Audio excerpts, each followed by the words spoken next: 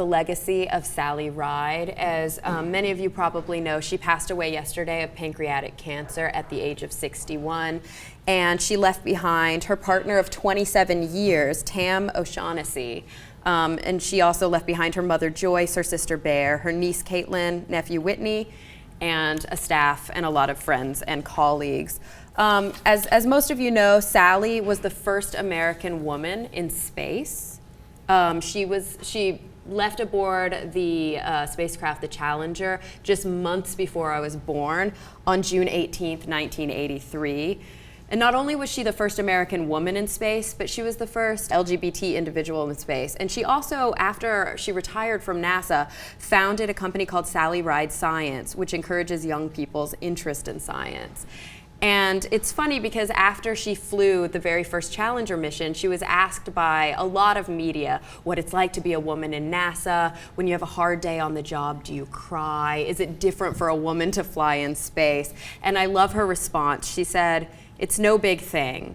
It's too bad that society isn't further along and this is still such a big deal. It's time people in this country realize that women can do any job they want to." And I just think that's so inspirational that that came out before I was even born. I've looked up to Sally my entire life, my entire scientific career, and I just want to thank her for all of her contributions to science and say that she'll be missed. What I didn't know before Sally Ride passed away was that she was a lesbian. Yeah. And that she had this partner for 27 years. 27 years, so she'd known for 50. Right. Yeah. And so now what's interesting about that is, of course, she does not get, the partner does not get the same benefits as different gender partners would get if they were married, right? Yeah. So like if they'd been married for 27 years and the partner was a man, he would have gotten her Social Security benefits, he would have gotten federal health care benefits that would have continued, and he would not have been taxed on the estate tax for a significant chunk of it, probably in her case all of it, and he would not have been taxed on her retirement savings. But instead, since it's a woman, and they were not legally allowed to marry, she will have to, suffer the significant financial consequence of that. So I bring that up because here's someone that everybody acknowledges as an American hero. Even Mitt Romney today talked about how she was an American hero. But at the same time, we say, hey, you know what? Because of who she was and who she loved, it doesn't matter what her accomplishments were. Her partner of choice, her loved one, will not get the same rights and benefits as a straight partner would have.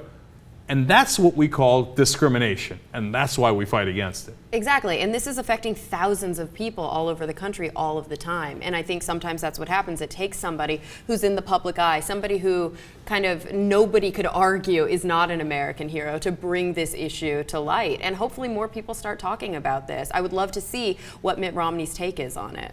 On Current at 7 o'clock Eastern, we'll give you more details on it, and we'll have some experts on it too, because it's a fascinating story of how we treat Americans in different ways. Because oftentimes people say, "Oh, what's the big deal?" Well, if you couldn't provide for your loved one in the same way that others could, you would think it was a big deal too. Let alone if they had children, the custody of the children would be an enormous issue. Well, and what if Sally was in a position, I mean, she died of pancreatic cancer that she was battling for about 17 months, I think. And they kind of knew that she was going to go, and reports say that she died peacefully.